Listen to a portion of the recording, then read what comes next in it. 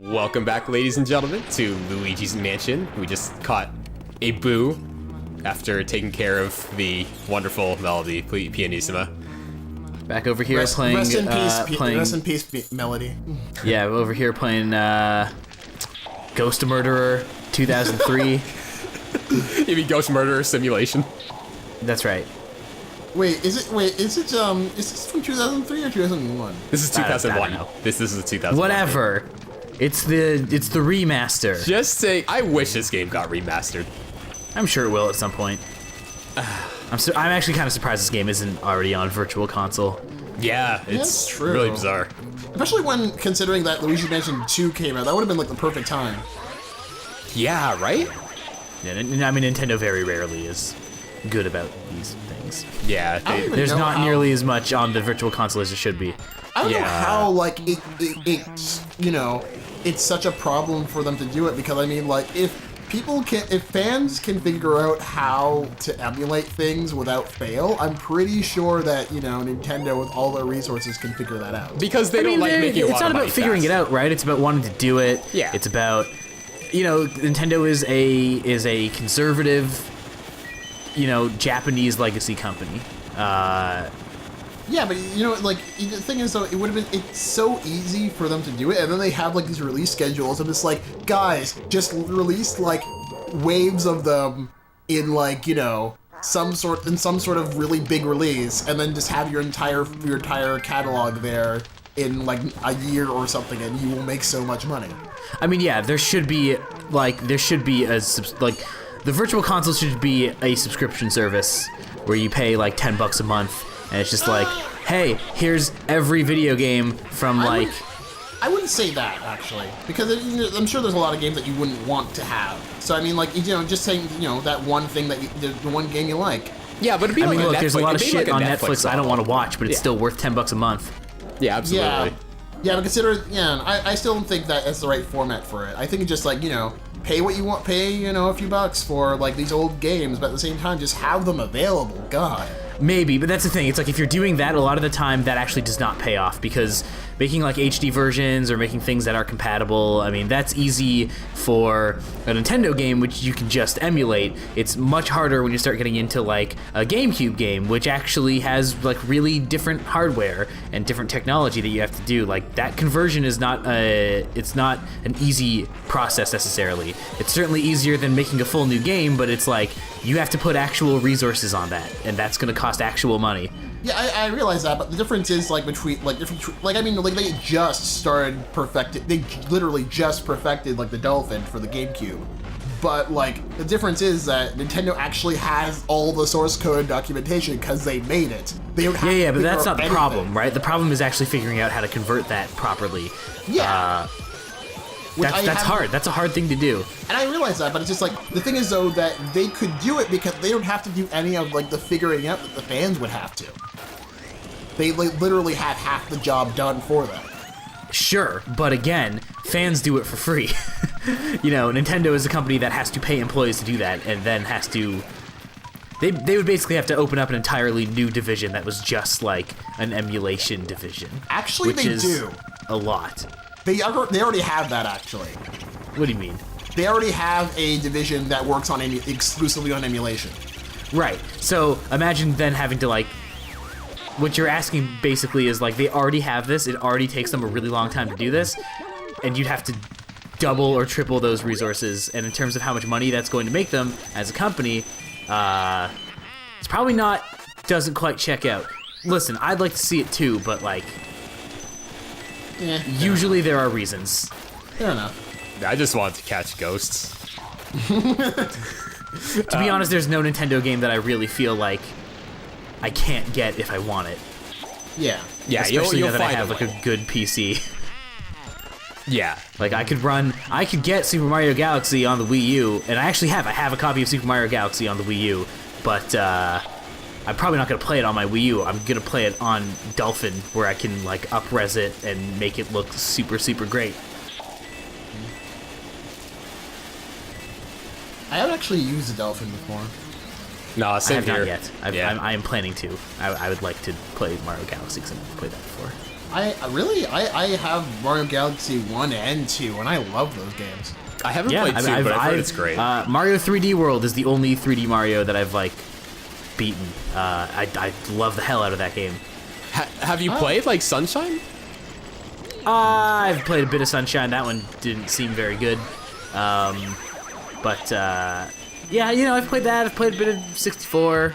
I actually don't think I've touched the Galaxy games ever.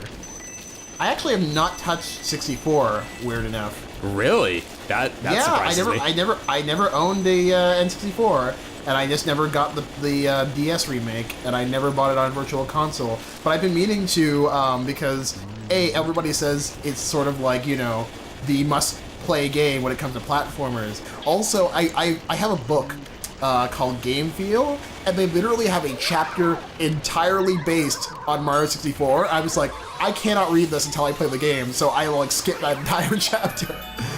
Fair enough. Yeah, I mean, by today's standards, it's sort of, I don't think it's aged terribly well, but there's a reason why it's a classic. Like it pioneered a lot of the mechanics that we now find in 3D platforming action games. I think it's like similar to, you know, similar to like the Zelda games, right? Like, yeah, okay, Ocarina of Time like sort of figured out how to do Zelda in 3D, but like virtually every other Zelda game is better. I agree. I still think Wind Waker is best. Yeah, I haven't played that yet. I have had the HD version of that since I got my Wii U, but I just haven't had the time to actually play it. Fair enough. You definitely owe it to yourself yeah. to play it though. It's a very, very No, I know. So game. I've been going through the 3D Zeldas. I've been trying to fill in because I haven't played that many, or I hadn't played a lot of Zelda games in the past. So I started to fill that in. I've played Link Between Worlds, which I didn't really like. That was too easy. I played Ocarina on 3DS, which I also didn't really like. Then I played Majora's Mask on 3DS, which is definitely the best Zelda game I've played so far.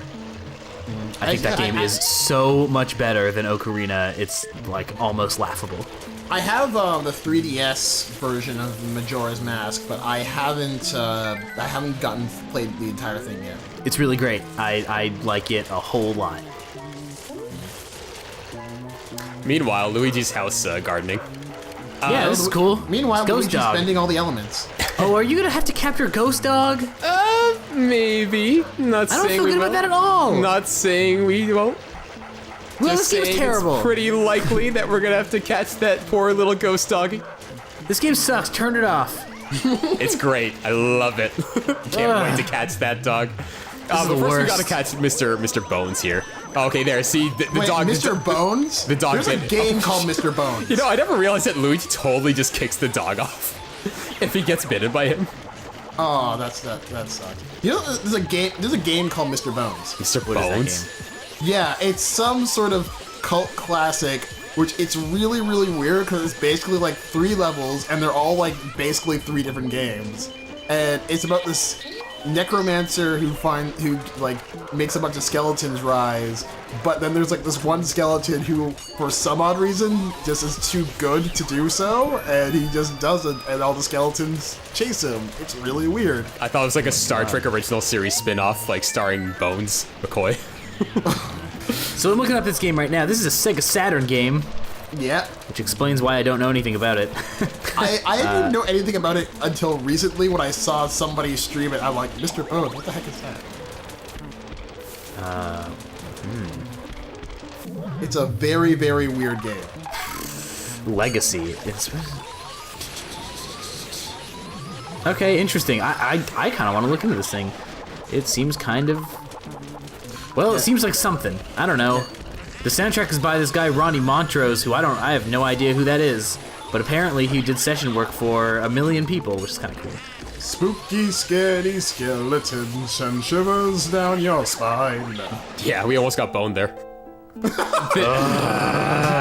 There's always one.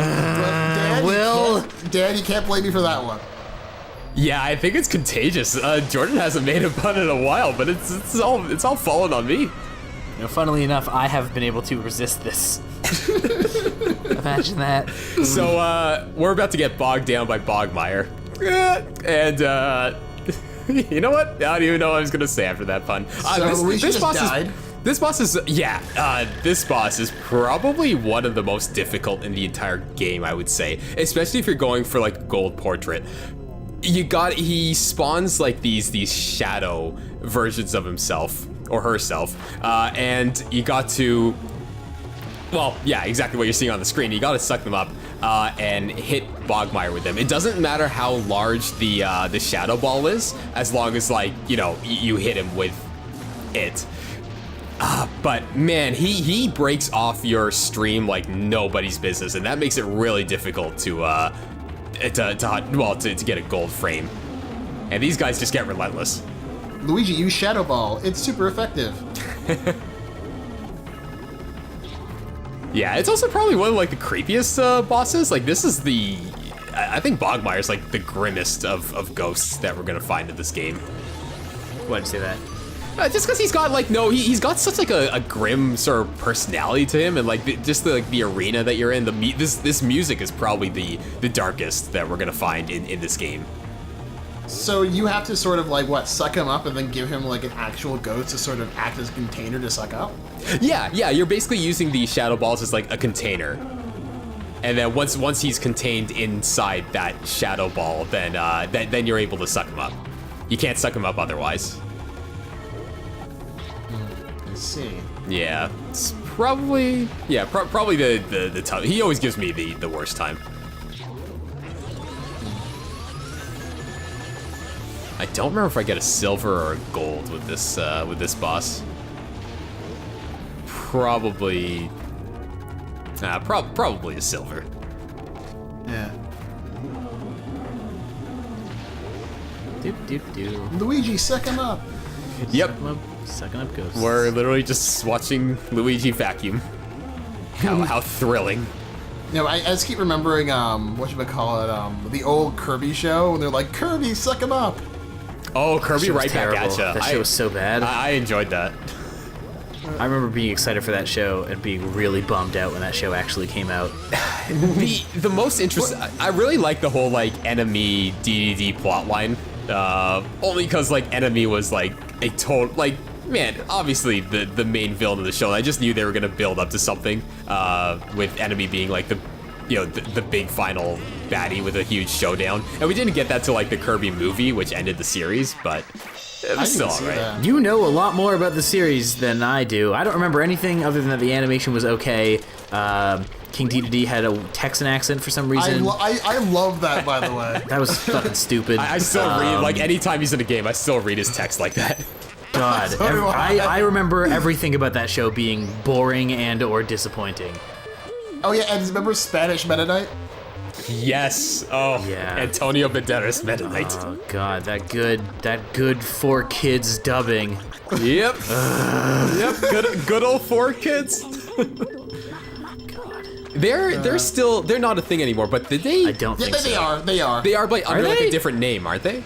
Yeah, they're called 4K Media now. Okay, that's it. Yeah. They don't really do dubs though anymore. Like, Yeah, they do. They still do Yu-Gi-Oh, and they still do a few other things. I think but they're they doing, mainly like- do Yu-Gi-Oh. Yeah. oh, I didn't know Yu-Gi-Oh was still coming out. Oh yeah, it is. Jeez. Yeah. The reason Yu-Gi-Oh actually is pretty good. The dub for it is absolutely terrible. Of course it is. But I found that after the first Yu-Gi-Oh series, like, just the aesthetics of the follow-ups, like, never really grabbed me. I always thought all the characters looked sort of stupid. And I like all the Yu-Gi-Oh series except for Zexal, I'm sorry, what? the fourth spin-off. What's it called? Zexal. Zexal? Yeah, Zexal. Well, that's an awful name. What is that? No idea, but you just have to know that the main character has stupid hair. Stupider than usual hair. Ooh, that's rough. All Now right. you've murdered these fun people. I didn't murder them, Dan. They're already dead. This is like a Dexter kill wall. what are you gonna Like, this is do? like what he does to intimidate people that he brings in. Where he's like, "You kill these people." Congratulations, Will. You murdered people. But you get a gold frame for it. So you're welcome, people.